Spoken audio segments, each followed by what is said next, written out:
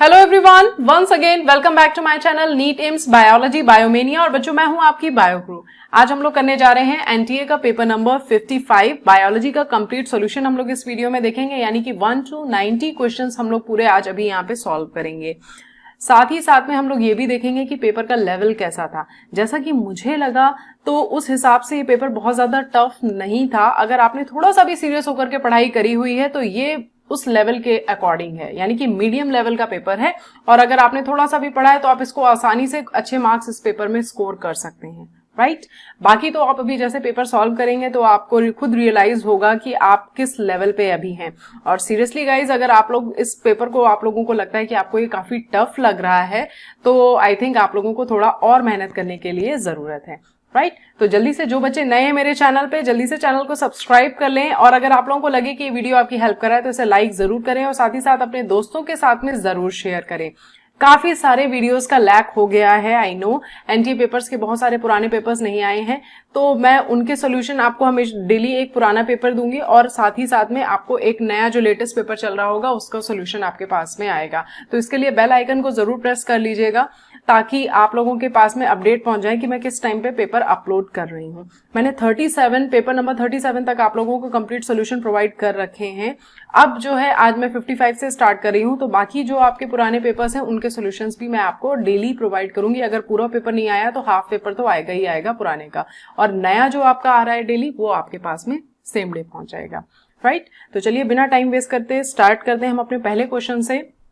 हमारा पहला क्वेश्चन है, the portion of embryonal axis above the level of attachment of scutellum is hypocotyl, epicotyl, radicle, coleorhiza. तो मैं आपको एक डायग्राम दिखाती हूँ यहाँ पे बच्चों। आप डायग्राम देखिए तो आपको थोड़ा सा ऐसे क्लियर होगा। ये देखिए यहाँ पे आप देख सकते हैं, here is the radical portion, this is the colioriza, this is hypocotyle and this is the epicotyle and this is endosperm and pericarp fused with seed coat, scutellum and coleoptile। थोड़ा सा डिस्क्रिप्शन भी मैंने यहाँ पे आपके लिए दिया हुआ है, that each seed has an outer covering called seed coat। हम सभी को पता है कि जो outer covering होती है उसको seed coat कहते हैं, और सीड कोट जो होता है वो इनक्लोज किए हुए होता है एम्ब्रियो को और डिफरेंशिएट भी करता है इसको into the plumule, radical and cotyledons में, राइट। प्लूम्यूल जो होता है वो अपर टर्मिनल पार्ट होता है एम्ब्रियो का, जो कि इलोंगेट होकर के एंड डेवलप किस में होता है, फ्यूचर शूट में डेवलप होगा, यानी कि आगे चल करके वो शूट में डेवलप होता है। और जो लोअर एंड होता है एम्ब्रियो का वो क्या कहलाता है, रेडिकल, जो आगे चल करके फ्यूचर रूट में डेवलप होता है, राइट। और अगर हम मोनोकॉट्स की बात करते हैं तो इसमें 1 होते हैं कॉटिलिडन्स, और जो अगर डाइकॉट्स की बात करते हैं तो उसमें 2 कॉटिलिडन्स होते हैं, ये आपको पता होगा। यहाँ पे जो आपका करेक्ट आंसर है बच्चों, that is the B option, epicotyl is correct here. Next question आपका क्या है, The fruit juices available commercially are clearer than ones which are homemade. Which ingredient is added in commercially available fruit juices? Yes, आप लोगों ने इस चीज को जरूर नोटिस किया होगा कि जो फ्रूट जूस आप बाहर लेते हैं या आप शॉप में जाकर के ड्रिंक कर रहे हैं तो वो काफी क्लियर होते हैं, उसमें कोई भी आपको फाइबर्स नहीं दिखाई देते हैं स्पेशली। बट आप जब घर पे वो फ्रूट जूस बनाते हैं तो वो आपके क्लियर नहीं होते, उतने ट्रांसपेरेंट नहीं होते हैं और उनमें आपको फाइबर्स भी दिखाई दे रहे होते हैं। तो एक्चुअल में कुछ ऐसा कंटेंट वो ऐड करते हैं जिससे कि वो फाइबर्स जो होते हैं वो डिसॉल्व हो जाते हैं, और वो कंटेंट होता है बच्चों आपका, that is the pectinase and proteases. Okay, so यहाँ पे आपका सी ऑप्शन करेक्ट होगा, राइट। चलिए नेक्स्ट क्वेश्चन है आपका, Consider the following disorders: hemophilia, sickle cell anemia, cystic fibrosis, thalassemia, phenylketonuria, polydactyly, Klinefelter syndromes and Turner syndromes, right? How many of the above disorders are Mendelian autosomal disorders? 1, 2, 5, 8। हमें इनमें से बताना है कि कितनी जो है disorders वो आपके Mendelian autosomal disorders हैं। तो एक्चुअल में जो बच्चों Mendelian disorder जो होती है वो मेनली डिटरमाइन किसके थ्रू होती है, या तो जीन में अल्टरेशन हो रहा हो सिंगल जीन में, या फिर म्यूटेशन हो रहा हो। तो यहाँ पे 2 चीजें हो रही होती हैं, एक तो आपकी है म्यूटेशन, ओके, और दूसरी चीज आपकी क्या है, अल्टरेशन, राइट। तो ये दोनों चीज हो रही होती हैं, बट किस में हो रही होती हैं, आपकी सिंगल जीन में हो रही होती हैं, ठीक है। तो यहाँ पे अगर इनमें से कौन सी ऐसी हैं जिनमें ऐसा हो सकता है तो मैं आपको वो बताती चलती हूँ साथ के साथ में, that is the haemophilia, okay, sickle cell anaemia, right, cystic fibrosis, then after thalassaemia में भी है, और फिनाइलकीटोन्यूरिया में भी है। ठीक, बाकी आपके जो ये 3 है, पॉलीडेक्टाइली, क्लाइनफेल्टर सिंड्रोम और टर्नर सिंड्रोम, इनमें ऐसा नहीं होता है क्योंकि ये जो 3 है बच्चों, ये आपके क्रोमोसोमल डिसऑर्डर में आते हैं, राइट, क्रोमोसोमल डिसऑर्डर। तो यहां पे आपके पास में कितनी हो गई डिजीजेस, 1 2 3 4 एंड 5। तो करेक्ट ऑप्शन यहां पे होगा आपका C 5, राइट। नेक्स्ट क्वेश्चन क्या है देखते हैं। The condition in which there is one too many or one too few chromosomes is called aneuploidy, polyploidy and monoploidy and haploidy।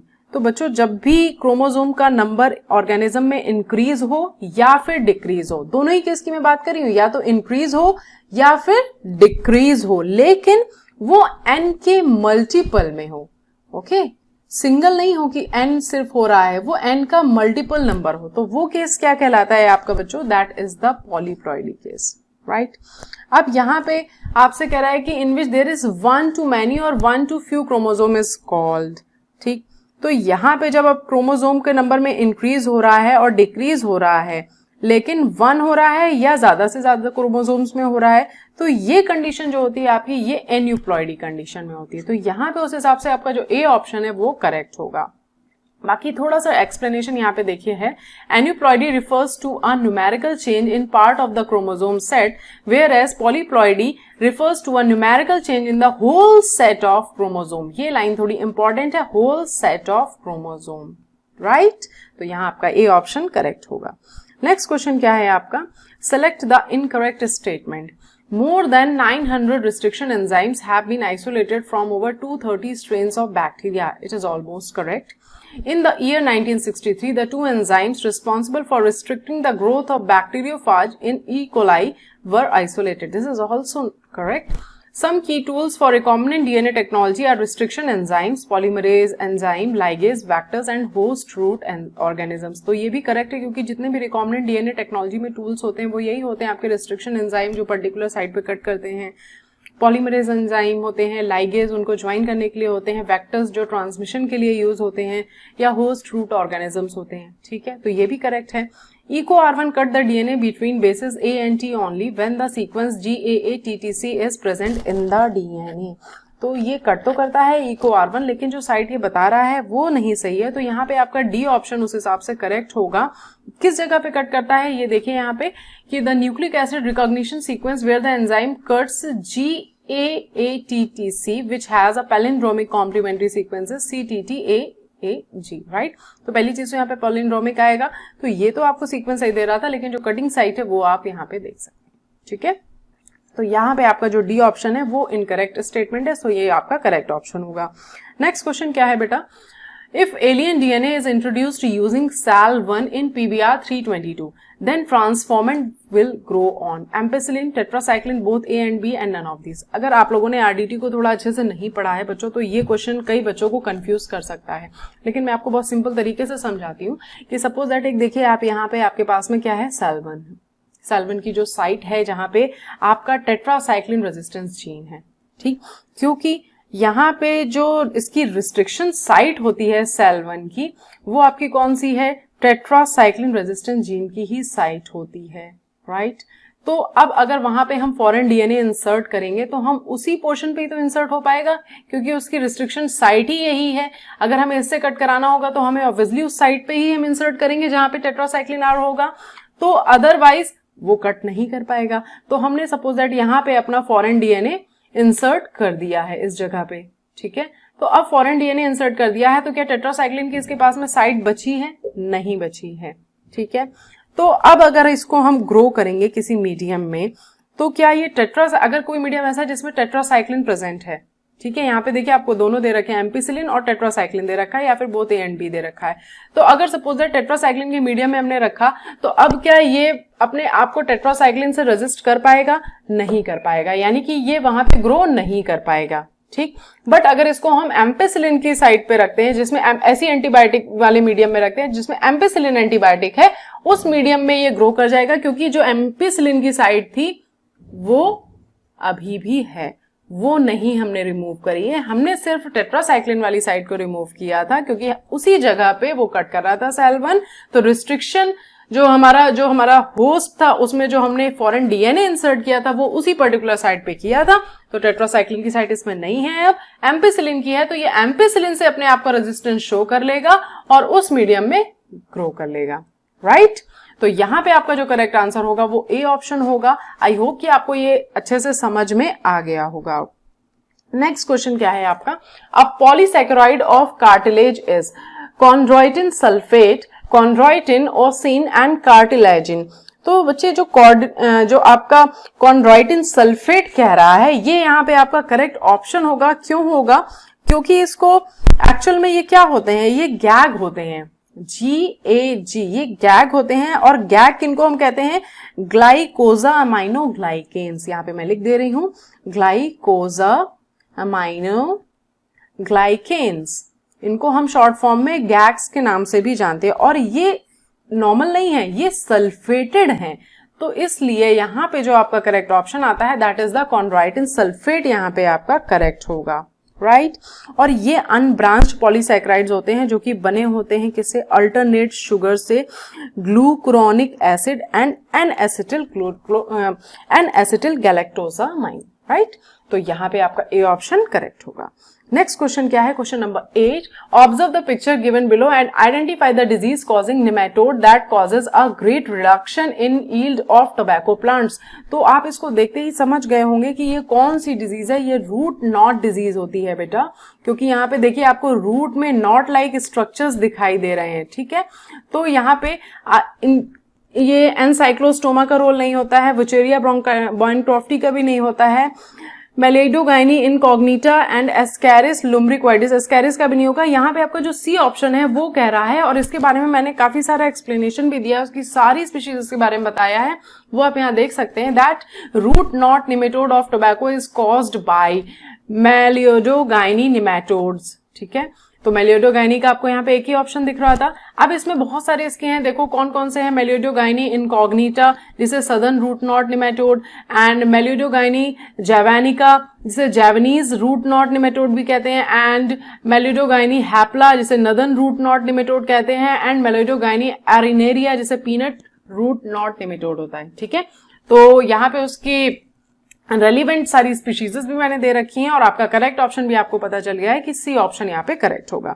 Next question क्या है, genetically Altered bacterium used in the control of environment pollution is. ध्यान रखिएगा, environment pollution के लिए पूछ रहा है। Genetically Altered bacterium तो बहुत सारे हैं हमारे पास में, लेकिन जो यहाँ पे रीजन जिसका है, जो वर्क जिसमें पूछ रहा है वो आपका एनवायरमेंट पॉल्यूशन की बात कर रहा है। तो ई कोलाई का कोई रोल नहीं है, बैसिलस एंथ्रेसिस का भी कोई रोल नहीं होता है बेटा यहाँ पे, और स्यूडोमोनास प्यूटिडा एंड एग्रोबैक्टीरियम ट्यूमिफेशन का भी यहाँ पे रोल नहीं है। तो ये जो सी ऑप्शन है आपका, ये यहाँ पे करेक्ट होगा, क्योंकि ये किस में काम आता है बेटा, ये ऑयल स्पिल्स को क्लीन करने के काम में आता है, और इसको एक और नेम से भी जाना जाता है, that is the super bug. तो आपको ये क्वेश्चन सुपर बग के नाम से भी पूछ ले सकता है, ठीक है। तो एक्चुअली जो स्यूडोमोनास प्यूटिडा होता है ये क्लीन करता है ऑयल स्पिल्स को, और used as a bioremediation for environmental pollution, clear।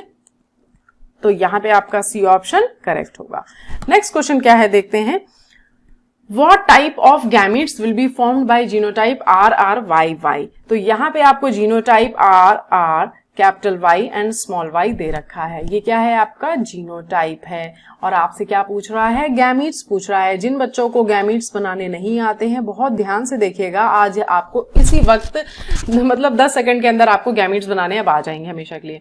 इनमें दोनों को इनसे ही हमें मिलाना है और कुछ नहीं करना है। कैपिटल R को एक बार हम किसके साथ में ले जाएंगे, कैपिटल Y के साथ में, तो कैपिटल R कैपिटल Y हो गया। फिर कैपिटल R किसके साथ में जाएगा, स्मॉल y के साथ में, तो कैपिटल R स्मॉल y हो गया। फिर स्मॉल r आपका जाएगा कैपिटल Y के साथ में, तो स्मॉल r कैपिटल Y, और स्मॉल r स्मॉल y के साथ में जाएगा तो स्मॉल r स्मॉल y, ठीक है। अब आप बनाना सीख गए। अब आपको कितने भी दे दिए जाएं तो आप आसानी से बना देंगे। यहाँ पे आपको चाहे 3 टाइप्स दे दिए जाएं या 4 टाइप्स दे दिए जाएं तो भी आप आसानी से बना लेंगे। 3 टाइप्स जैसे कि आपको ऐसे दे दिया गया है इस टाइप से, तो भी आप आई थिंक बना लेंगे कि पहले एक बार ए गया आपका कैपिटल बी के साथ में, फिर ए गया आपका स्मॉल बी के साथ में, फिर कैपिटल ए गया आपका कैपिटल सी के साथ में, एंड कैपिटल ए फिर गया स्मॉल सी के साथ में। सेम इसी तरह से स्मॉल ए आपका जाएगा कैपिटल बी के साथ में, स्मॉल ए स्मॉल बी, स्मॉल ए कैपिटल सी, स्मॉल ए स्मॉल सी। फिर आपका ऐसे ही सेम इसका बी के लिए होगा, जो बन चुके होंगे उनको छोड़ दिया जाएगा, जो नहीं होगा उसके साथ में उसकी मैचिंग करा दी जाएगी। तो फिलहाल हमारा आंसर जो है वो ये है कैपिटल आर कैपिटल वाई, पहले ही ऑप्शन में दिख रहा है, आप देखिए capital R capital Y, capital R small Y, small R capital Y, small R small Y. तो ए ऑप्शन यहाँ पे आपका करेक्ट होगा। नेक्स्ट क्वेश्चन क्या है बेटा, if a cell A with OP 10 bars and TP 4 bars are connected to cells B, C and D having OP and TP 4 and 4, 10 and 5, C and 7 and 3 respectively। ठीक है, तो पहले हम ए का निकालते हैं, क्या है हमारा जो डीपीडी निकालना है, हम यहाँ पे सबकी डीपीडी निकालेंगे। तो पहले ए की डीपीडी निकालेंगे तो क्या हो जाएगी आपकी 10 - 4 हो जाएगी, ओपी माइनस टीपी होता है। तो यहाँ पे आपका क्या हो जाएगा 10 - 4 किया तो कितनी आ गई आपकी सी आ गई, सॉरी 6 आ गई। देन आफ्टर आप यहाँ पे बी का कैलकुलेट कीजिए, तो बी की वैल्यू क्या दे रहा है, टीपी आपका 4 and 4 कह रहा है, तो यानी कि ओपी भी सेम है और टीपी भी सेम है, तो यहाँ पे कितनी हो गई 0 हो गई। सी का कैलकुलेट करेंगे तो क्या आएगी, सी की आपकी हो गई, ओपी आपका 10 है और टीपी आपका 5 है, तो कितनी हो गई 5 हो गई। और फिर बचा क्या हमारा डी, तो डी का कैलकुलेट करेंगे तो कितनी हो जाएगी 7 - 3, तो कितना आ जाएगा बेटा 4 आ जाएगा यहाँ पे आपका। तो आपके पास में ए का सबसे ज्यादा है और सबसे कम आपका किसका है, यानी कि 0 किसका है, वो बी का है। तो डेफिनेटली जब बी का 0 है तो जो वाटर का मूवमेंट होगा, यानी कि जो net movement of water will be nil when DPD is 0, तो वाटर मूव करेगा लोअर डीपीडी से हायर डीपीडी की तरफ, राइट। तो यानी कि आपका लोअर डीपीडी किसका है, बी का है। तो बी से किसकी तरफ मूव करेगा, बी से मूव करेगा ए की तरफ, ठीक है, और सी की तरफ और डी की तरफ मूव करेगा। तो B to A C and D, देखो कहां पे है ये ऑप्शन, ये बी ऑप्शन में देखिए दे रखा है B to A C and D. I think आपको ये निकालना आ गया होगा, ताकि आपसे क्वेश्चन कैसे भी पूछा जाए तो आप इसको आराम से कर लेंगे। नेक्स्ट क्वेश्चन क्या है बेटा, a decrease in intrapulmonary pressure to less than atmospheric pressure causes inspiration, expiration, emphysema and infarction. तो यहाँ पे देखिए मैंने डेफिनेशन दी है, इससे आपको बिल्कुल क्रिस्टल क्लियर हो जाएगा कि movement of air into and out of the lung is carried out by creating a pressure gradient. Pressure gradient होता है, प्रेशर ग्रेडियंट अगर क्रिएट नहीं होगा तो इनवर्ड एंड आउटवर्ड मूवमेंट जो होता है एयर का वो नहीं हो पाएगा। Between the lungs and the atmosphere. Inspiration occurs when the pressure within the lungs, intrapulmonary pressure, is less than the atmospheric pressure, right? That is, there is a negative pressure in the lungs with respect to the atmospheric pressure. आपको correct option दिख गया होगा, that is A option is correct here. Next question क्या है आपका, ER यानी कि endoplasmic reticulum divide the intracellular space into 2 distinct compartments. ठीक है, पूछ क्या रहा है ऑप्शंस में आपके बाद में, which of the following statements are true about endoplasmic reticulum. ठीक है, तो ये करेक्ट है। Smooth endoplasmic reticulum is major site for the synthesis of lipid, this is also correct. Endoplasmic reticulum also called the control centre of the cell, नहीं ये नहीं correct है। जो कंट्रोल करता है वो आपका न्यूक्लियस कंट्रोल करता है, उसको फादर ऑफ द सेल भी कहते हैं क्योंकि जेनेटिक मटेरियल इसी के अंदर है। तो यही सारी चीजें एक तरह से देखा जाए तो कंट्रोल सेल पे यही इसी का होता है। The endoplasmic reticulum modifies chemical that are toxic to the cell, that is also correct. And the ER with ribosomes on their surface is called rough endoplasmic reticulum. Yes, Jin endoplasmic reticulum के ऊपर ribosome present होते हैं उनको हम क्या कहते हैं, rough endoplasmic reticulum. Protein synthesis में इन्वॉल्व होती है ये, और स्मूथ वाली किस में इन्वॉल्व है, आपकी लिपिड सिंथेसिस में इन्वॉल्व है। क्लियर। तो यहाँ पे आपका सिर्फ जो थर्ड वाला स्टेटमेंट है that ER is also called the control centre of the cell, ये सही नहीं है। तो यहाँ पे आपका ऑप्शन कौन सा होगा, none, all except third and fourth, all except third, yes, यही सी ऑप्शन यहाँ पे आपका करेक्ट होगा। नेक्स्ट क्वेश्चन क्या है आपका, choose the incorrect statement regarding haemoglobin. It is red colour pigment, बिल्कुल सही है। इट कंटेन्स आयरन, बिल्कुल सही है। It is present inside RBC, yes ये भी बिल्कुल सही है। It binds with oxygen irreversibly. नहीं भाई, ये नहीं होता है। जैसे जैसे ऑक्सीजन बाइंड होता जाता है हीमोग्लोबिन से, उसकी एफिशिएंसी बढ़ती जाती है। ऐसे समझिए इसको कि अगर हीमोग्लोबिन है, उसमें पहले आकर के एक ऑक्सीजन का मॉलिक्यूल बाइंड किया, तो फिर उसके बाद में क्या होगा, उसने पहले जितनी उस पावर से वो उसको अट्रैक्ट कर रहा था, उसकी तरफ अट्रैक्ट हो रहा था, उससे कई ज्यादा उसकी नेक्स्ट वाले मॉलिक्यूल के लिए हो जाएगी। यानी कि अब जो वो नेक्स्ट वाला ऑक्सीजन मॉलिक्यूल उससे बाइंड करेगा, उनके बीच में एफिनिटी ज्यादा होगी। फिर जैसे ही दूसरा बाइंड कर जाएगा तो तीसरे वाले के लिए उसकी एफिनिटी और ज्यादा होगी। तो इस तरह से वो बढ़ाता जाता है अपनी एफिनिटी को। यहां पे क्या कह रहा है कि it binds with the oxygen irreversibly, तो ये तो नहीं है। और बाकी आपका यहाँ पे डी ऑप्शन ही करेक्ट होगा। और जो आपका हीमोग्लोबिन होता है, इसमें बच्चों आपको पता होगा कि 2 अल्फा चेन होती है, 2 बीटा चेन होती है। इसका डायग्राम यहाँ पे आप देख लीजिए, ठीक है। 2 अल्फा चेन्स होती हैं, 2 बीटा चेन्स होती है, और बीच में आपका हीम ग्रुप होता है। ये इसका देखिए यहाँ पे आपका डायग्राम पूरा दिखा रहा है। जिन बच्चों को नहीं आता हो वो यहाँ से देख सकते हैं। बाकी इसका जो डी ऑप्शन है वो करेक्ट है यहाँ पे। चलिए नेक्स्ट क्वेश्चन क्या है आपका, मैच द कॉलम्स। ओके, यहाँ कॉलम 1 एंड कॉलम 2 को हमें मैच करना है। टीलोफेज, एनाफेज, मेटाफेज, प्रोफेज, बहुत ही सिंपल है। तो यहाँ पे चलिए शुरू से देखते चलते हैं।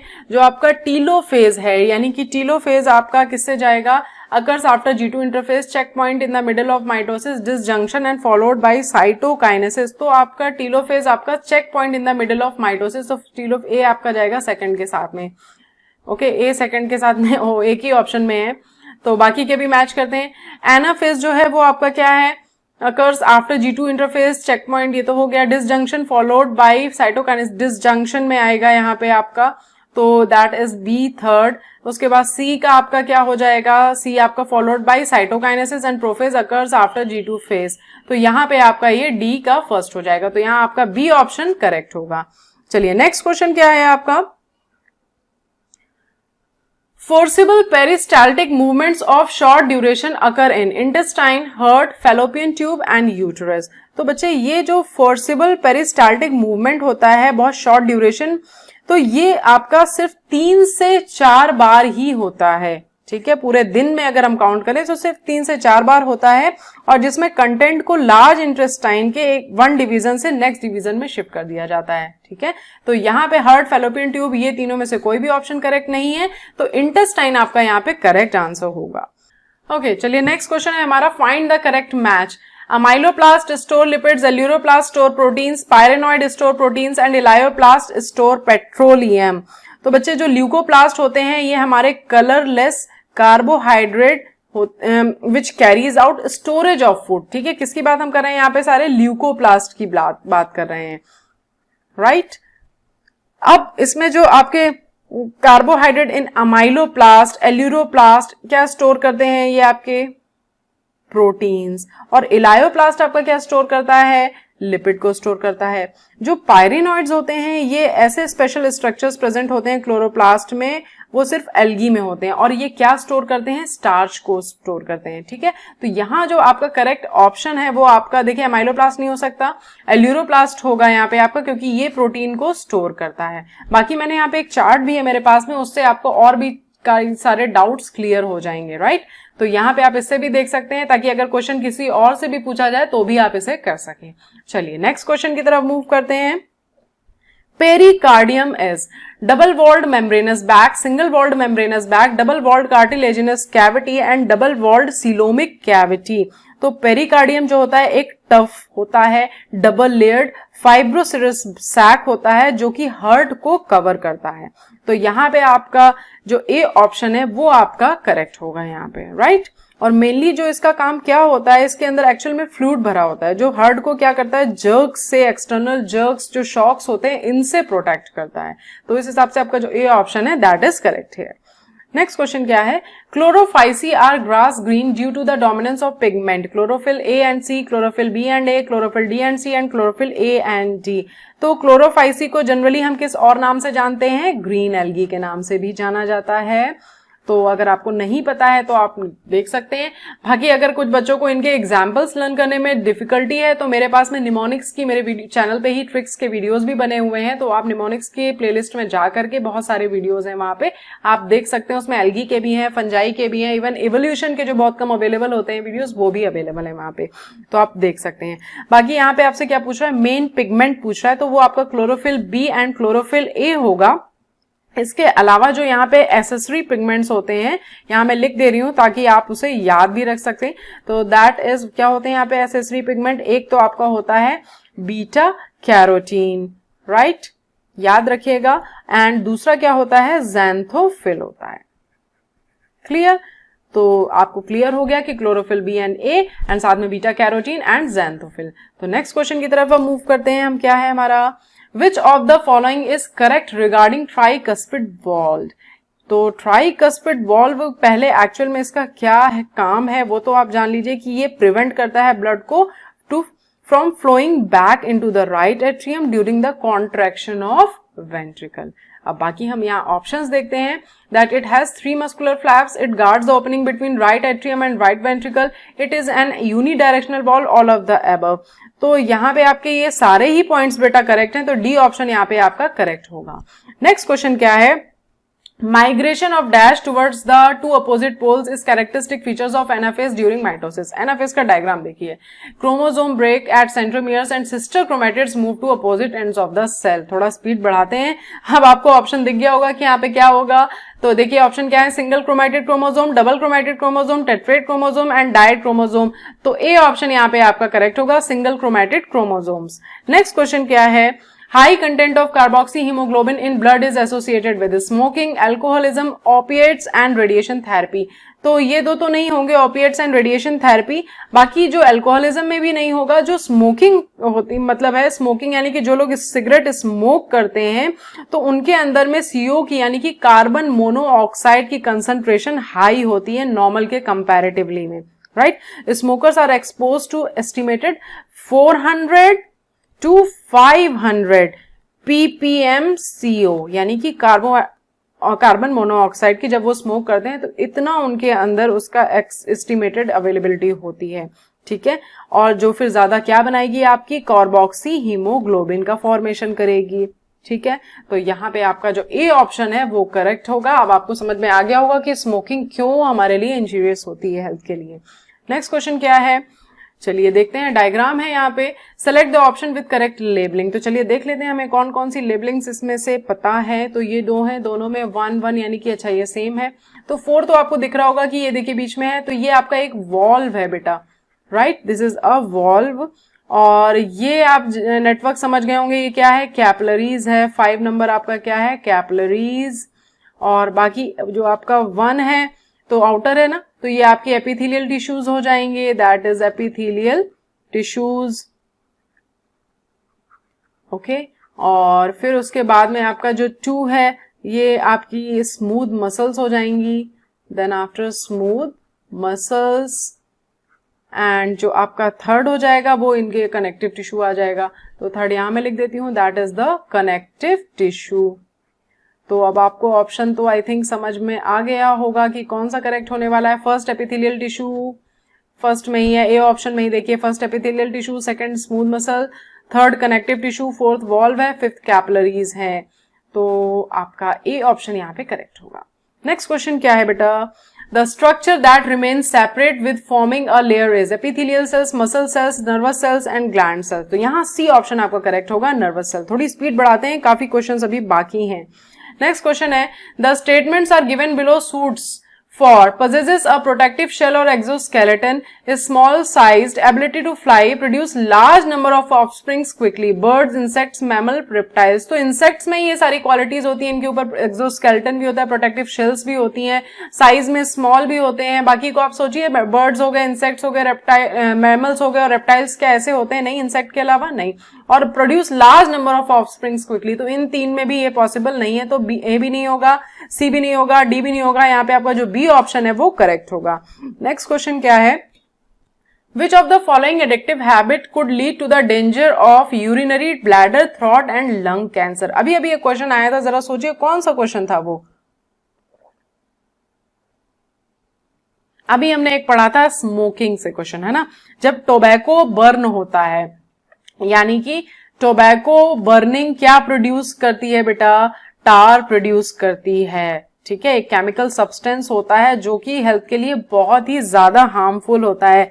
और इससे कितने टाइप के कैंसर्स होते हैं मैं आपको बताती हूँ यहाँ पे। इससे लंग कैंसर हो जाता है, ठीक है, एसोफेगस कैंसर हो जाता है, और लैरिंग्स का भी कैंसर हो जाता है। मतलब जहां जहां से ये क्रॉस हो रहा है वहां सारा हो सकता है ना। माउथ कैंसर भी होता है इससे, और throat, kidney, large number of type of cancer, kidney, bladder, liver, stomach, cervix, colon, rectum, pancreas, है ना। यहां तक कि आप कह सकते हैं एक्यूट माइलॉइड ल्यूकीमिया, राइट। तो यहाँ पे जो आपका टार है, आपको आंसर तो पहले ही मिल गया होगा, लेकिन इतने टाइप के कैंसर इससे होते हैं ये भी मैंने आपको बता दिया। तो यहाँ पे आपका ए ऑप्शन करेक्ट होगा।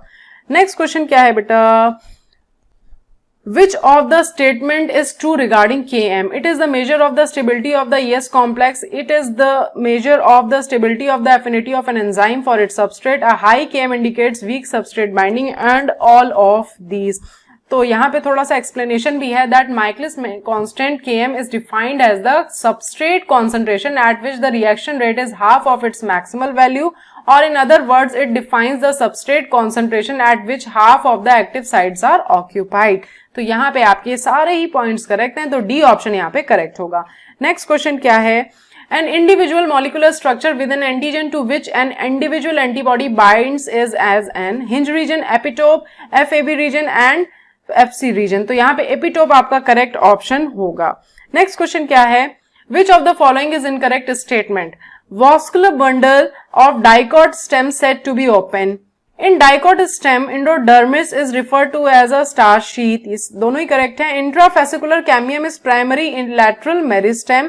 नो, ये भी करेक्ट है। All tissues lying inside vascular cambium are called as bark। बस यहीं पे गड़बड़ है, आपके इनसाइड की जगह अगर ये आउटसाइड कह रहा होता तो ये करेक्ट होता। तो यहाँ पे डी ऑप्शन आपका करेक्ट होगा, क्योंकि ये स्टेटमेंट आपका इनकरेक्ट है। नेक्स्ट क्वेश्चन क्या है, Apex, Bombyx, Culex and Limulus belongs to the largest phylum of Animalia, the smallest group of Animalia, the second largest animal phylum, and the animals have an endoskeleton of calcareous ossicles।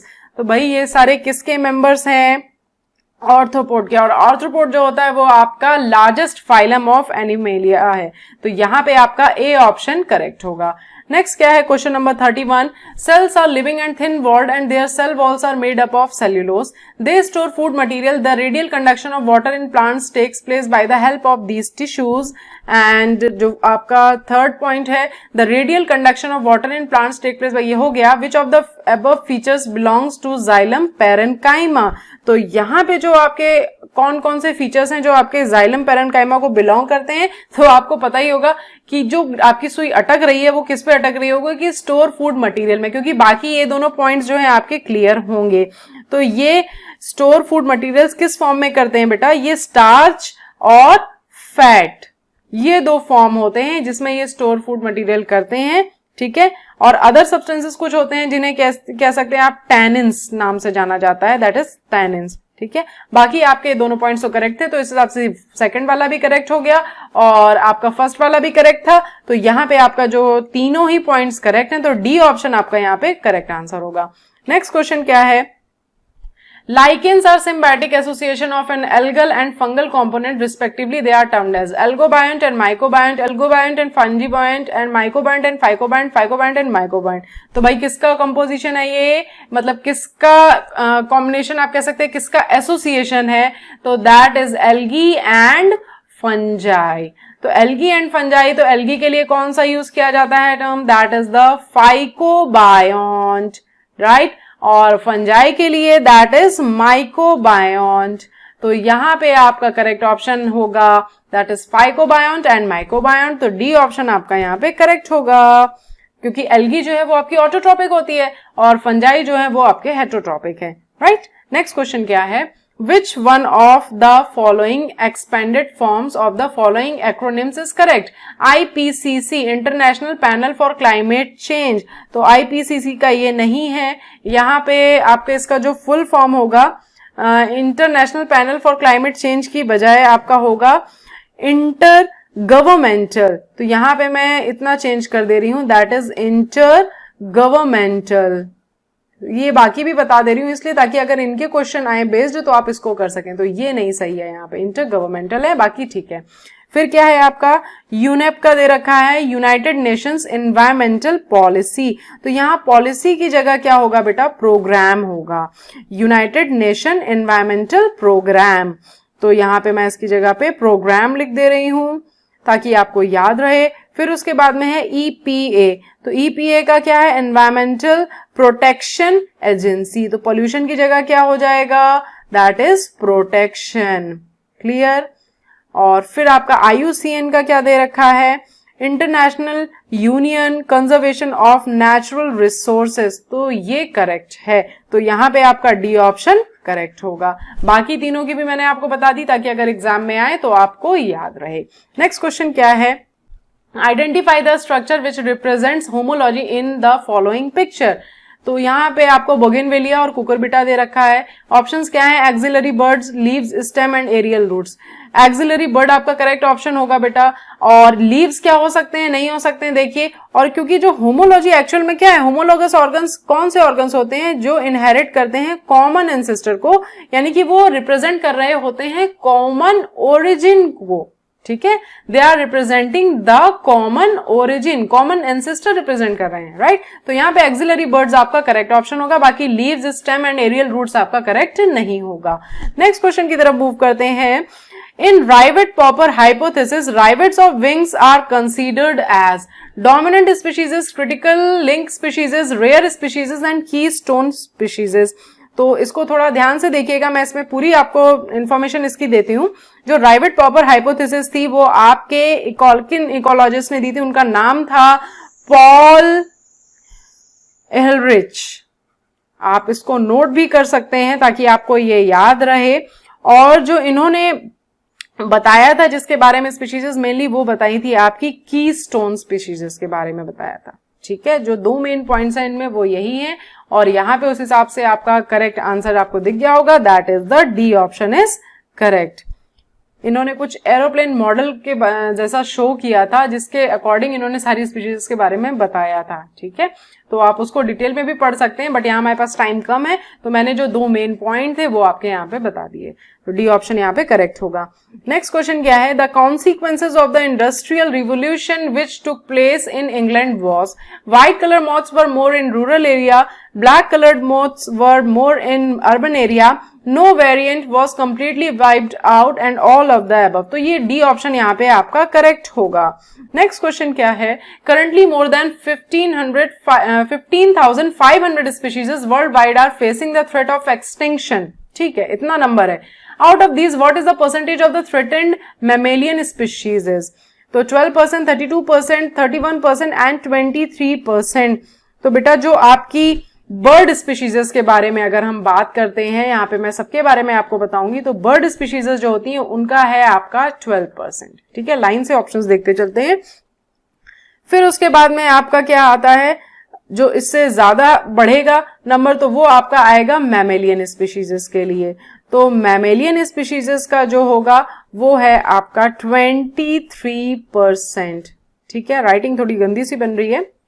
And फिर उसके बाद में जो आपकी amphibians species आएंगी, जो इससे थोड़ा सा ज्यादा नंबर अगर हम बात करते हैं परसेंटेज, तो यहाँ पे वो भी लिख देते हैं, दैट इज एम्फीबियन स्पीशीज, तो वो है आपकी 31%, राइट।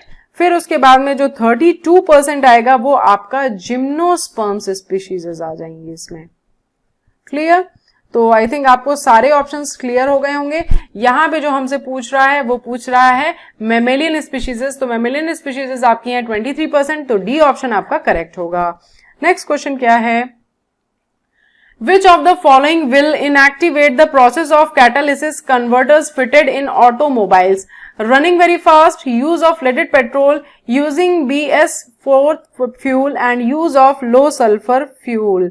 तो यहाँ पे जो आपके कैटालिटिक कन्वर्टर्स होते हैं are fitted with the metals like platinum, कौन कौन सी मेटल है, platinum, okay, and palladium and rhodium, ये तीन मेटल हैं, ठीक है, जो कन्वर्ट करती हैं अनबर्न्ड हाइड्रोकार्बन को into CO2 and H2O and carbon monoxide and NO2 into CO2 and N2, right? So presence of lead in the petrol form a covering, thus inactivates the catalyst. Clear? तो यहाँ पे आपका जो D option है, use of leaded petrol, correct होगा. Next question क्या है?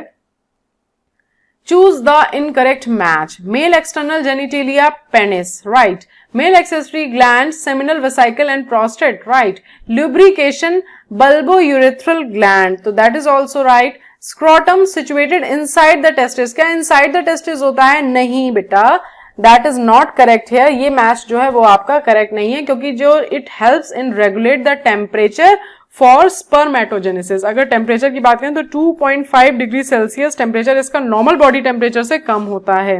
Clear? और ये एक सैक होता है स्किन का, जो कि बॉडी से बाहर की तरफ में हैंग कर रहा होता है in front of the pelvis. Clear? Scrotum जो है वो टेस्टिकल्स को कंटेन किया होता है, और इसमें दो ओवल शेप्ड ग्लैंड्स रिस्पॉन्सिबल होती हैं जो प्रोड्यूस करती हैं, स्टोर करती हैं आपके स्पर्म्स को. तो यहाँ पे जो आपका डी है वो करेक्ट ऑप्शन होगा, because that is not a correct match here. Next question क्या है? Question number 40. The organisation created by form is related to. यहाँ पे फॉर्म का फुल फॉर्म क्या है? यहाँ पे मैं लिख रही हूं, that is friends of Arcata Marsh. इस पे पहले भी क्वेश्चन आया हुआ है, और ये है आपके इंटीग्रेटेड वेस्ट वाटर ट्रीटमेंट के लिए, राइट. तो ए ऑप्शन यहाँ पे आपका करेक्ट होगा. नेक्स्ट क्वेश्चन क्या है?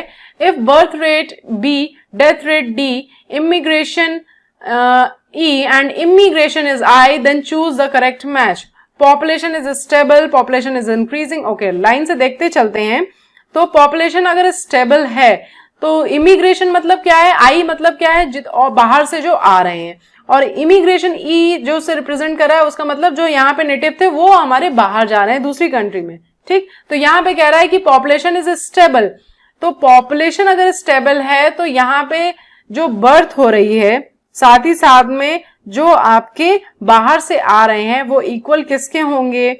जो डेथ हो रही है और साथ ही साथ जो बाहर जा रहे हैं. तो अगर ये सेकंड ऑप्शन में देखिए दिख रहा है आपको, यानी कि ए आपका जो है वो सेकंड से मैच करेगा, तो यहाँ पे पॉपुलेशन स्टेबल होगी. ठीक, फिर है पॉपुलेशन इज इंक्रीजिंग. अगर पॉपुलेशन इंक्रीज करेगी तो डेफिनेटली जो आने वाले होंगे उनका नंबर भी हाई होगा, बर्थ रेट जो होगी वो भी हाई होगी, और डेथ रेट और जाने वालों का नंबर, इमिग्रेशन वालों का नंबर क्या होगा? कम होगा. तो यानी कि B plus I is greater than the D plus E. तो यहाँ पे फर्स्ट में आपको देखिए ये दिखाई दे रहा है. फिर क्या कह रहा है? Population is increasing. तो यहाँ इंक्रीजिंग की जगह डिक्रीजिंग होना चाहिए. तो डिक्रीजिंग के केस में क्या होगा? डेथ और इमिग्रेशन वाले ज्यादा होंगे और बर्थ एंड इमिग्रेशन वाले आपके कम होंगे, यानी कि बी प्लस आई जो होगा वो कम होगा और डी प्लस ई ज्यादा होगा. तो ये थर्ड ऑप्शन में आपको दिख रहा है. देखिए थर्ड वाले में तो सी का थर्ड से मैच होगा, and population equation is invalid, तो ये आपको फोर्थ में हो जाएगा. बाकी ये सारा आपको किस में दिख रहा है? ए सेकेंड, दो में है ए सेकेंड, फिर बी फर्स्ट. बी फर्स्ट आपका फर्स्ट में, ए ऑप्शन यहाँ पे आपका करेक्ट होगा. आई होप कि आपको अच्छी तरह से समझ में आ गया होगा. और बच्चों अगर ये पेपर आपको लग रहा है आपकी हेल्प कर रहा है तो आप इसे लाइक जरूर करिए और अपने दोस्तों के साथ में जरूर शेयर करिए. Identify the correct statement. The testis are situated outside the abdominal cavity and the male germ cells undergo mitotic division. The interstitial space of seminiferous tubule contains Leydig cells which secrete testosterone and the testicular hormones are called androgens. तो यहाँ पे आपका C option correct होगा. The interstitial space of seminiferous tubule contains Leydig cells which secrete testosterone. Next question क्या है? Which of the following is not a role of predation? Acts of conduits of energy transfer across trophic level. Keep prey population under control. Helps in maintaining species diversity in a community. It is a potent force of organic evolution. तो predation actual में क्या है? ये nature का वे है जो energy level को, यानी कि एनर्जी को एक ट्रॉफिक लेवल से दूसरे ट्रॉफिक लेवल पे ट्रांसफर कर रहा है. ठीक है, किसको ट्रांसफर कर रहा है? एनर्जी को कर रहा है. और ये नेचर का ही एक तरीका है एनर्जी को एक लेवल से दूसरे लेवल पे ट्रांसफर करने का. ठीक है, तो अब प्रेडेटर्स जो होते हैं इसमें हेल्प करते हैं, मेंटेन करते हैं स्पीशीज डाइवर्सिटी को in a community by reducing the intensity of competition among prey species. Right, तो यहां पे एक तरह से अगर देखा जाए तो they keep pray population under control. तो आपका यहाँ पे जो करेक्ट ऑप्शन यहाँ पे पूछ रहा है कि which of the following is not a role of predation. तो यहाँ पे देखिए एनर्जी ट्रांसफर तो करेक्ट आ रहा है और साथ में ये पॉपुलेशन प्रे की अंडर कंट्रोल भी कर रहा है, helps in maintaining species diversity भी कर रहा है। तो it is a potent force of organic evolution. जो ये ऑप्शन ये आपका यहाँ पे करेक्ट नहीं है, तो यहाँ पे इसका ये रोल नहीं है, तो डी ऑप्शन यहाँ पे करेक्ट होगा। नेक्स्ट क्वेश्चन क्या है, human semen is liquid at ejaculation but it soon coagulates and then undergo secondary liquefaction under the influence of dash secretion released by dash gland. तो यहाँ पे आपका क्या हो गए options, fibrinogen seminal vesicle, uterine mill mucus and fibrinolysin prostate gland and alkaline phosphatase and uterus। तो यहाँ पे जो आपका करेक्ट आएगा बेटा वो होगा फाइब्रिनोलाइसिन जो होता है सेक्रीशन, जिसके कंट्रोल में वापस से लिक्विफैक्शन वाली जो कह रहा है प्रोसेस दैट विल हैपन। और कहां से ये रिलीज हो रहा है, that is from the prostate gland. तो सी ऑप्शन यहाँ पे आपका करेक्ट होगा। नेक्स्ट क्वेश्चन क्या है, the rate of decomposition of control is controlled by chemical composition of detritus, climatic factor both A and B and nature of detritivores. तो decomposition actual में क्या है, इसमें ऑक्सीजन की रिक्वायरमेंट होती है, यानी कि rate of decomposition is controlled by chemical composition of detritus and climatic factors, दोनों के थ्रू होगा। ठीक है, जब कभी वार्म ह्यूमिड कंडीशन होगी तो ये क्या होगी, प्रमोट करेगी, यानी कि इंक्रीज करेगी माइक्रोब्स की ग्रोथ को, है ना। ह्यूमिड कंडीशन में माइक्रोब्स की ग्रोथ क्या होगी, बढ़ जाएगी, राइट, जिससे कि क्या होगी, डीकम्पोजिशन की रेट भी क्या होगी, वो भी साथ साथ बढ़ेगी। समझ रहे हैं आप, जब माइक्रोब्स का नंबर बढ़ेगा तो ऑब्वियसली डीकम्पोजिशन जो है वो भी आपका साथ साथ इंक्रीज होगा। ठीक है, अब अगर आपका जो डेट्रिटस है that is rich in nitrogen and water soluble substance, then the rate of decomposition कैसी होगी, फास्ट होगी, जल्दी जल्दी डीकम्पोज होगा। अगर आपका जो डेट्रिटस है वो आपका लिग्निन में रिच है, सेल्यूलोज में रिच है, तो डीकम्पोजिशन की रेट कैसी होगी, स्लो होगी। अगर वाटर सॉल्युबल है और नाइट्रोजन एक्स्ट्रा है उसमें तो कैसी होगी, फास्ट होगी। और जब उसमें लिग्निन और सेल्यूलोज की ज्यादा अमाउंट होगा तो कैसी होगी, स्लो होगी। तो यहाँ पे आपका देखिए केमिकल कंपोजिशन पे भी डिपेंड कर रहा है और क्लाइमेटिक फैक्टर पे भी डिपेंड कर रहा है। तो बी ऑप्शन की भी सही है, ए भी सही, यानी कि both A and B is correct, so C option is correct here. Next question क्या है, ICSI stands for intracytoplasmic semen injection, intracytoplasmic sperm injection, interstitial cell stimulation inhibitors and interstitial cells sperm injection. तो ये ICSI जो होता है बेटा ये आपका है इंट्रासाइटोप्लाज्मिक स्पर्म इंजेक्शन। तो आपको बी ऑप्शन है वो करेक्ट होगा। जब ये IVF टेक्नोलॉजी यानी कि इन विट्रो फर्टिलाइजेशन की प्रोसेस होती है तो इसमें ऐसा किया जाता है, इसमें एक माइक्रो पाइपेट के थ्रू डायरेक्टली सिंगल स्पर्म को एग के सेंटर में इंजेक्ट किया जाता है। क्लियर, तो यहाँ बी ऑप्शन आपका करेक्ट है। नेक्स्ट क्वेश्चन क्या है, the species is that invade a bare area to start the process of succession is called climax community, pioneer community, ecological species and standing crop. ये दो तो नहीं होंगे, जो स्टार्ट करता है वो होता है पायनियर कम्युनिटी और जो एंड करता है वो क्लाइमेक्स होता है ना, तो that is the climax community. तो आप क्लाइमेक्स से याद रख सकते हैं कि एंड वाला जो है वो क्लाइमेक्स है। तो बी ऑप्शन यहाँ पे स्टार्ट की पूरा कर रहा है, तो बी ऑप्शन यहाँ पे आपका करेक्ट होगा। नेक्स्ट क्वेश्चन क्या है आपका, which of the following artificial techniques is use cryogenically preserved sperm, artificial insemination, JIFT, vasectomy and super ovulation. तो अभी अभी हमने पढ़ा था that is the artificial insemination is correct option here. Next question क्या है, select the incorrect statement from the following. All animals depends on plants directly for their food needs. Death of organisms is the beginning of the detritus food chain web. And those, ध्यान रखिए incorrect statement कह रहा है, those animals that depends on the primary carnivores for food are labeled as secondary consumers and primary producers in an aquatic ecosystem are various species like phytoplanktons, algae and higher plants. तो ये तो तीनों सही हैं, but ये जो कह रहा है कि all animals depends on plants directly for their food needs, तो ऑल एनिमल्स नहीं होंगे, क्योंकि जो सेकेंडरी कंज्यूमर्स होते हैं वो तो आपके जो हर्बीवोर्स हैं उनको खा रहे हैं ना, तो जो प्राइमरी वाले हैं उनको ईट कर रहे हैं। तो आप ये नहीं कह सकते कि सारे ही एनिमल्स जो हैं वो आपके प्लांट्स पे डिपेंड कर रहे हैं। तो ए ऑप्शन जो है वो आपका करेक्ट होगा यहाँ पे।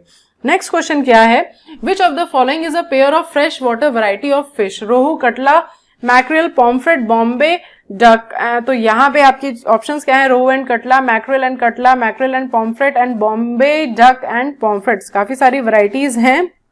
तो जो मेन फिशरी की वैरायटीज होती हैं वो हमारे पास में 3 टाइप हैं।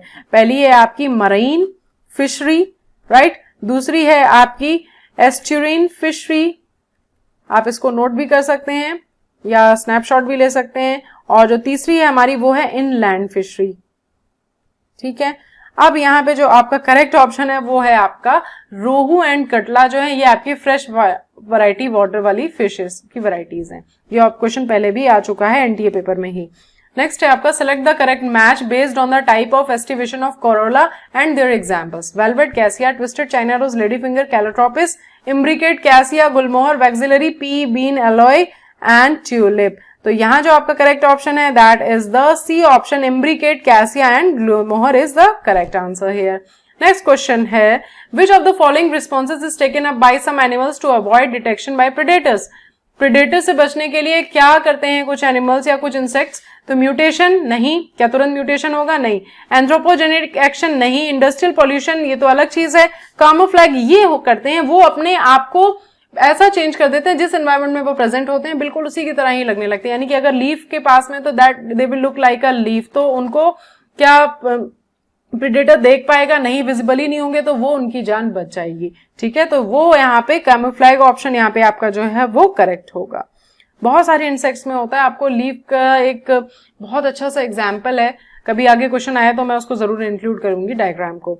Genetic engineering has been successfully used to producing transgenic mice for testing safety of polio vaccine before use in humans, transgenic models for studying new treatments for certain cardiac diseases, transgenic cow Rosie which produces high fat milk for making ghee, no. Animals like bulls for farm, this is also no. Models for studying a new treatments of certain cardiac disease, no. Transgenic mice for testing safety of polio vaccine, yes, ये आपका सही होगा। जो actual में है इसका काम वो यही है। बहुत सारी वैक्सीन्स को ह्यूमन ट्रायल के पहले आप इन पे सेफ्टी के लिए, टेस्टिंग के लिए यूज किया जाता है, तो इसलिए भी ट्रांसजेनिक माइस डेवलप किए जाते हैं। नेक्स्ट है आपका which of the following plays an active role in the RAAS mechanism. तो पहली चीज तो आता है कि रास मैकेनिज्म का फुल फॉर्म क्या है, दैट इज रेनिन एंजियोटेंसिन। आप इसको याद रखिएगा नेम पूरा, एल्डोस्ट्रॉन सिस्टम, दैट इज रास, RAAS। क्लियर।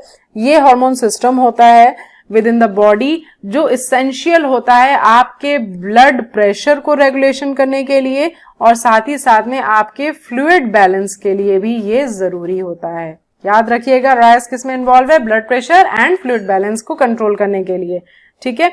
तो यहाँ पे आपका इसमें पूछा है कौन कौन इन्वॉल्व है, तो यहाँ पे आपको ABC नेम दे रखे हैं और नेम हमें मेनली बताने के इनमें से कौन कौन से इन्वॉल्व है, तो ये हम तभी बता पाएंगे कि जब हमें पता होगा। तो ए जो है वो आपका क्या है, एड्रिनल ग्लैंड है, ठीक है।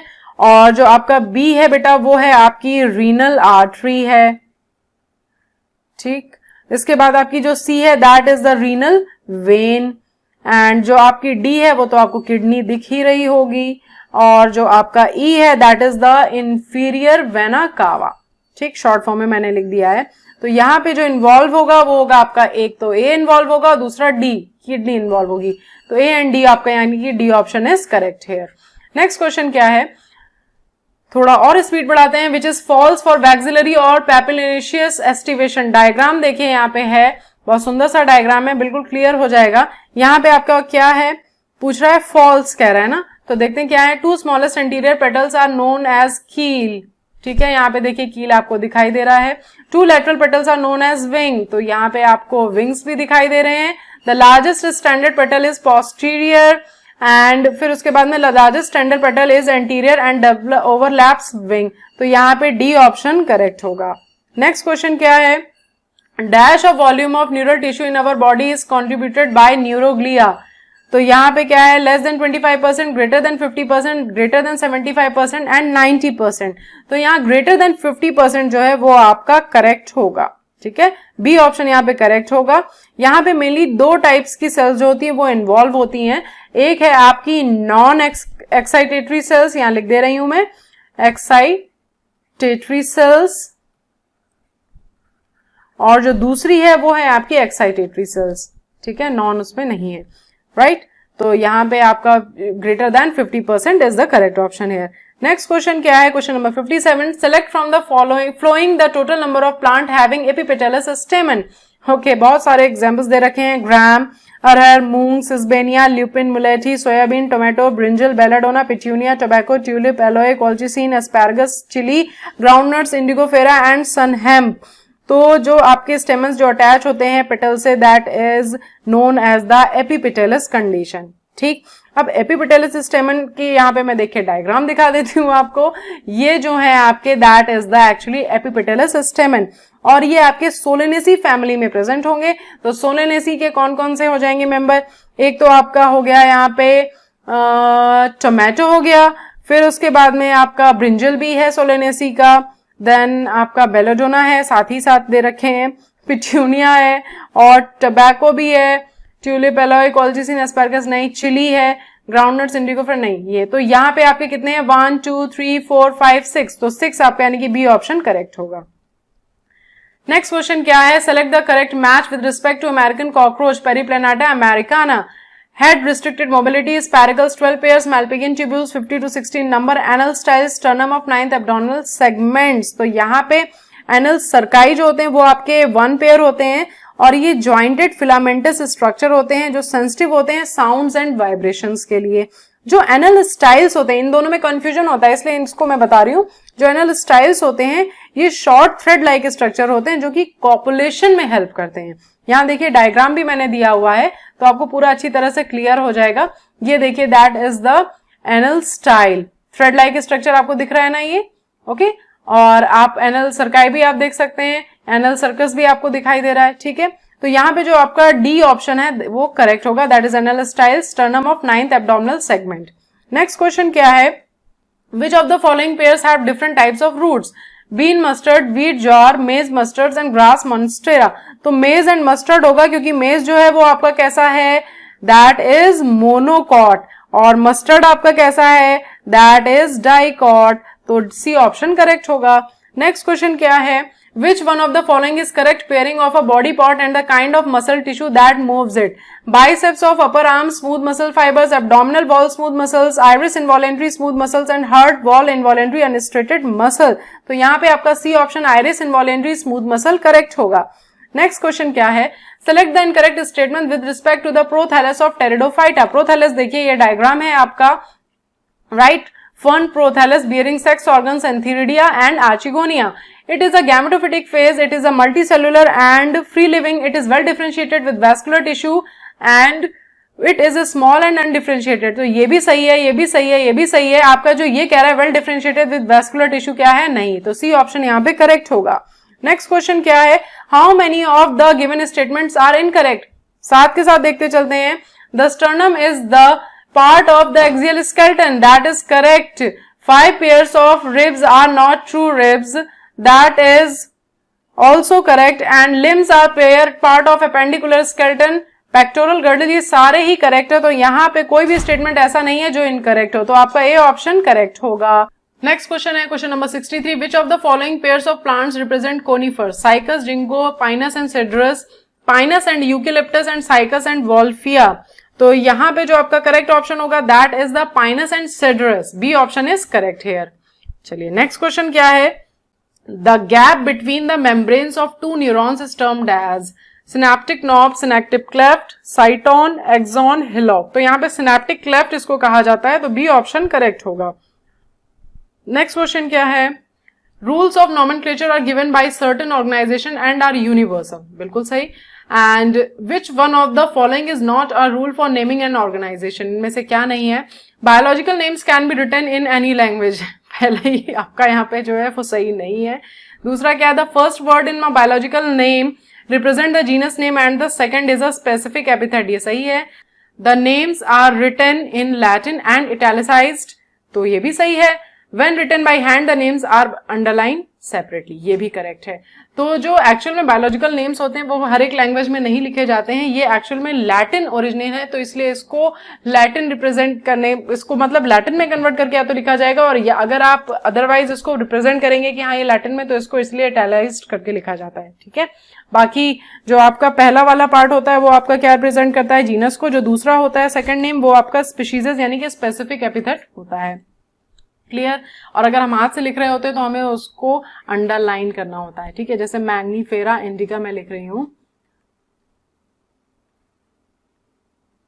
दैट इज इंडिका, तो यहां पे पहली चीज इसको मैं अंडरलाइन करूंगी, ठीक है। लिन अगर इसके आगे में लिखते हैं तो वो साइंटिस्ट का नेम होगा जिसने इसकी डिस्कवरी की थी, ठीक है। तो यहाँ पे ए ऑप्शन जो है वो आपका करेक्ट होगा, किसी भी लैंग्वेज में हम नहीं लिख सकते हैं। नेक्स्ट क्वेश्चन क्या है, during complete oxidation of glucose oxidative decarboxylation occurs in cytoplasm, inner membrane of mitochondria, matrix of mitochondria and both A and C. तो यहाँ पे जो आपका मैट्रिक्स ऑफ माइटोकॉन्ड्रिया है बेटा, यहाँ पे ये आपका करेक्ट ऑप्शन होता है। क्यों करेक्ट होता है, क्योंकि जो ड्यूरिंग कंप्लीट ऑक्सीडेशन जब ग्लूकोज का होता है तो दो ऑक्सीडेटिव डीकार्बोक्सिलेशन रिएक्शन होती हैं, ठीक। एक जो होती है लिंक रिएक्शन जब पायरुविक एसिड ऑक्सीडाइज होता है किसमें, एसिटिल कोएंजाइम में, और जो दूसरी है वो आपकी Krebs cycle when alpha ketoglutaric acid is oxidise to the succinyl coenzyme. दो हैं, ध्यान रखिएगा, जिसमें एक जो है वो पायरुविक एसिड है वो ऑक्सीडाइज हो रहा है एसिटिल कोएंजाइम में, और दूसरा जो है उसमें क्रेव साइकिल में जब अल्फा कीटोग्लूटारिक एसिड ऑक्सीडाइज होता है सक्सिनिल कोएंजाइम में। और ये दोनों ही रिएक्शन आपकी कहां परफॉर्म होती है, मैट्रिक्स ऑफ माइटोकॉन्ड्रिया में। सो सी ऑप्शन करेक्ट होगा। नेक्स्ट क्वेश्चन है आपका, match the columns, column A and B दे रखा है, कॉक्लिया, रेटिना एंड फोरब्रेन, इधर bipolar cells, tectorial membrane, corpus callosum, white matter and hair cells, ठीक है। और आपसे पूछ रहा है इसको मैचिंग करनी, यानी कि एक के साथ में कई सारे जाएंगे, 3 है और यहाँ पे हमारे पास में 2 है। तो आपका कॉक्लिया जो है वो आपका जाएगा किससे, एक तो टेक्टोरल के साथ में चला जाएगा और उसके अलावा हेयर सेल्स के साथ जाएगा, यानी कि 1 will go with B and E, ठीक है। फिर उसके बाद में आपका रेटिना, तो रेटिना आपका जाएगा व्हाइट मैटर बाइपोलर सेल्स के साथ में, सेकंड क्या हो जाएगा ए, ठीक। फिर उसके बाद में आपका थर्ड आपका बचता है फोर ब्रेन, तो फोर ब्रेन आपका जाएगा corpus callosum and white matter, यानी कि सी एंड डी के साथ जाएगा। तो फर्स्ट बी ये है, सेकंड का ए इसमें भी है, इसमें भी है, और थर्ड का सी एंड डी, यानी कि डी ऑप्शन आपका करेक्ट होगा। नेक्स्ट क्वेश्चन क्या है, which of the following statement about anaerobic respiration is incorrect? Clear. In animal cells like muscles during exercise when oxygen is inadequate for cellular respiration, pyruvic acid is reduced to lactic acid by lactate dehydrogenase. Yes, ऐसा होता है during the exercise, ठीक है, जब बहुत ज्यादा exercise होती है तब होता है। The net gain of ATP is 2 molecules. This is also correct statement. In this process, less than 7% of the energy in glucose is released. This is also correct. And if the concentration of alcohol is 7%, it becomes toxic to yeast. तो 7% नहीं होती है बेटा यहाँ पे, ये जब around 12 to 13% होता है तब आपका ये क्या होता है ऐसा। तो डी ऑप्शन यहाँ पे आपका करेक्ट होगा, तो 7 की जगह 13 होना चाहिए।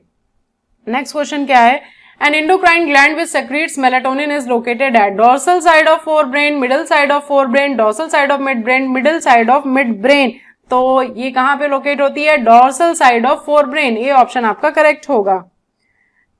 नेक्स्ट क्वेश्चन क्या है, which of the following statement is incorrect in relation to leg hemoglobin?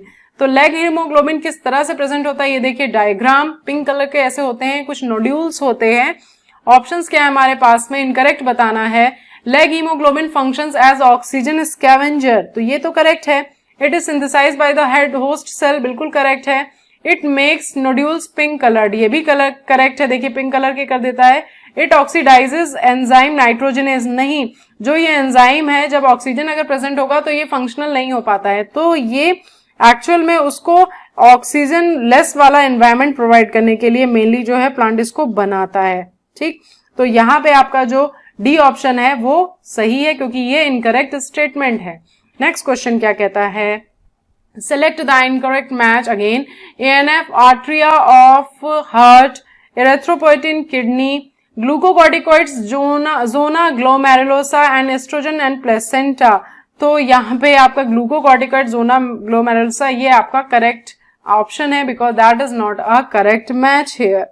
Next question क्या है, loss of water in the form of liquid droplets around special openings of veins near the tip of grass blades is called exudation, guttation, transpiration and imbibition.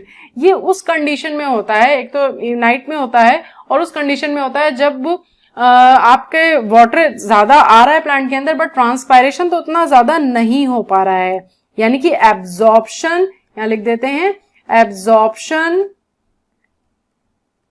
कैसा है, ज्यादा है, but transpiration कितना है उसके comparatively कम है। तो वहां पे हाइडेथोड्स होते हैं, वहां पे ड्रॉपलेट्स के फॉर्म में वाटर जो है वो इकट्ठा हो जाता है और इस प्रोसेस को क्या कहा जाता है, गटेशन कहा जाता है। तो बी ऑप्शन आपका यहाँ पे करेक्ट है। नेक्स्ट क्वेश्चन है, read the following statement A to E and answer the question that follows them. Question क्या है, how many of the above statements are incorrect. चलिए साथ के साथ देखते चलते हैं। Thyrocalcitonin is a hypocalcemic hormone, right है। Isthmus in the thyroid is a thin flap of connective tissue. Isthmus thyroid is a thin flap, yes, right. The ovulation from the Graafian follicle is mediated by LH, luteinizing hormones होता है, ठीक है। The source of FSH and TSH is the same, right.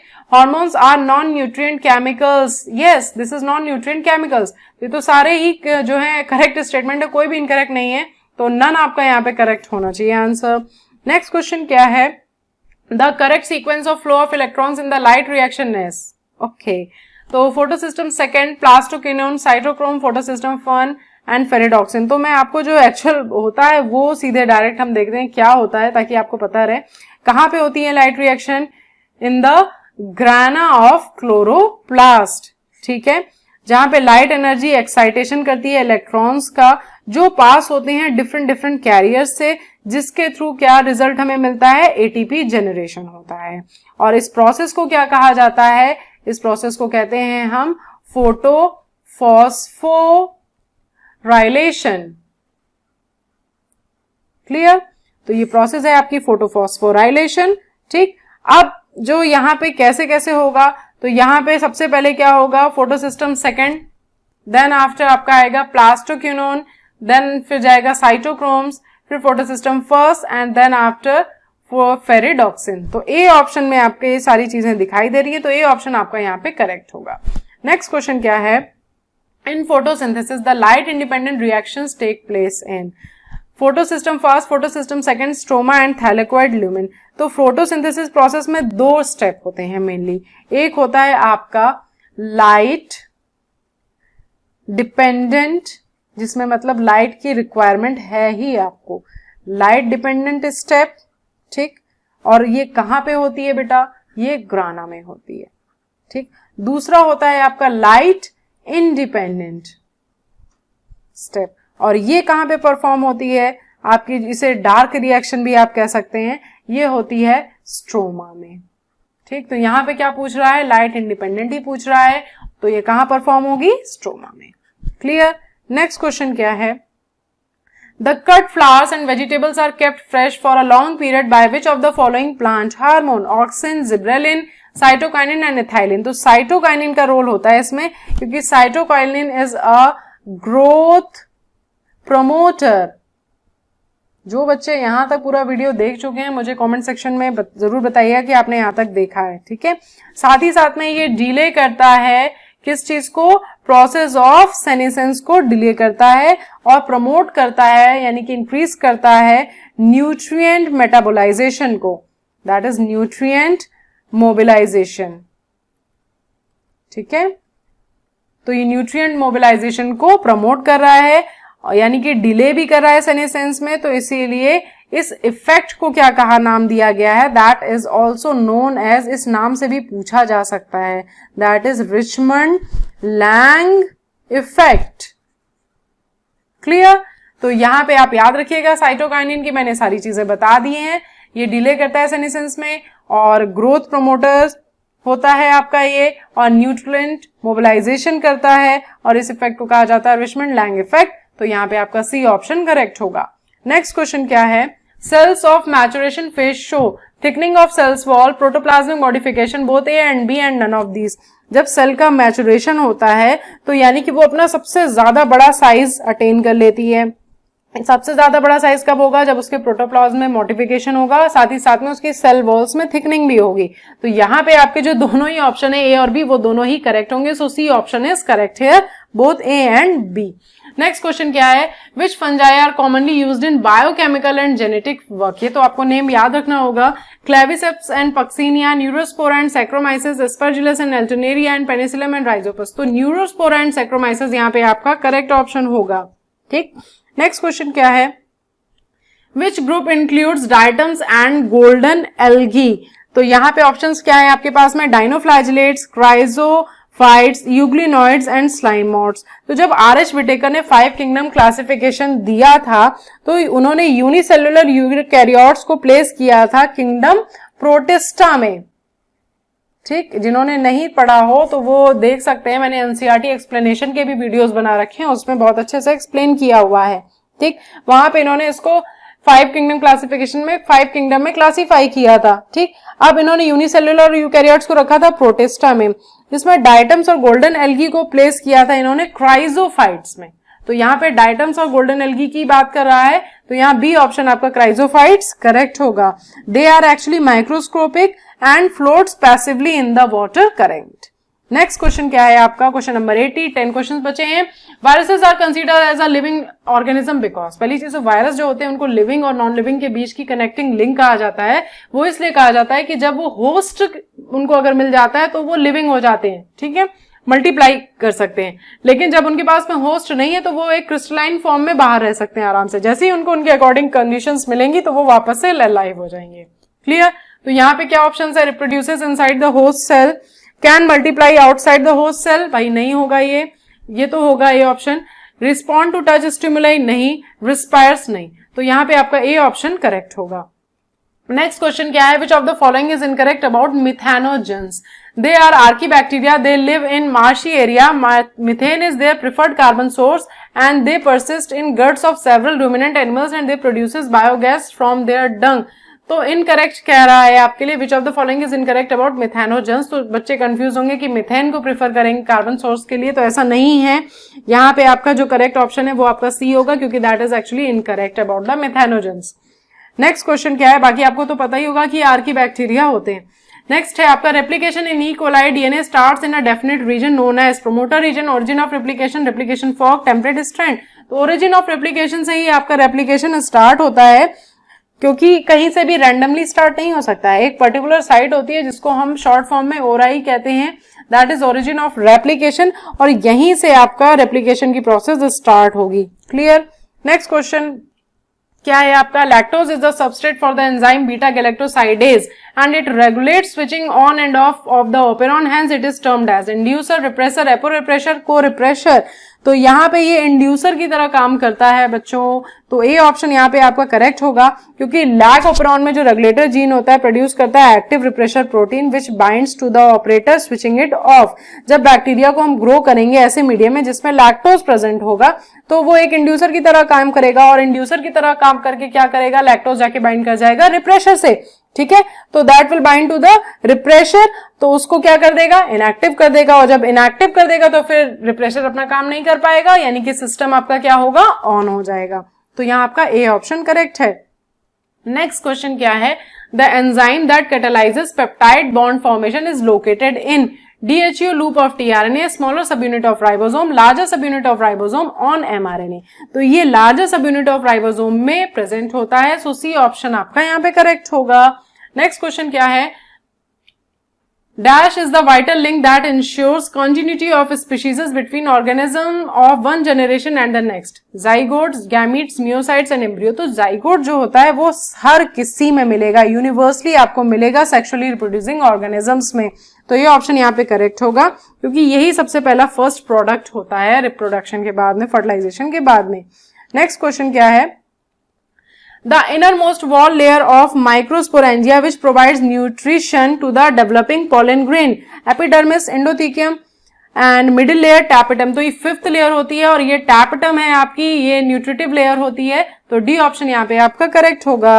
Next question क्या है?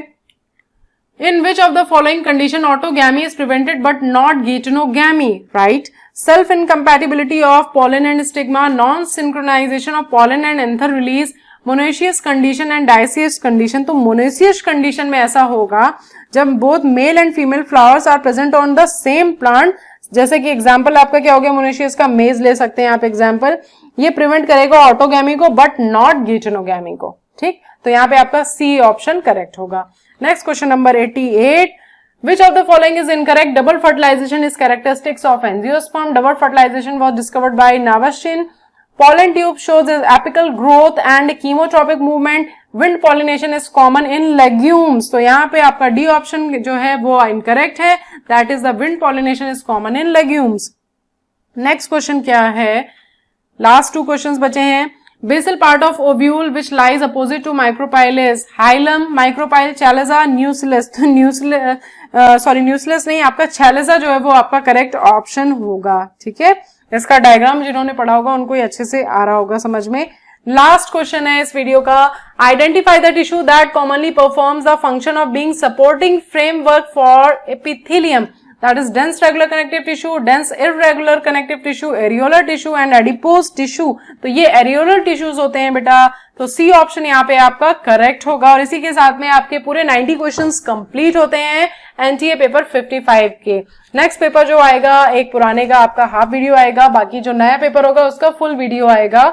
सो आप लोग अगर नए हैं चैनल पे तो इसे सब्सक्राइब कर लीजिए, और अगर आपको लगे कि वीडियो ने आपकी हेल्प की है तो इसे जरूर लाइक करिएगा। So guys thank you for watching this one. ज्यादा बात नहीं करूंगी, गले में बहुत दर्द होने लगा है।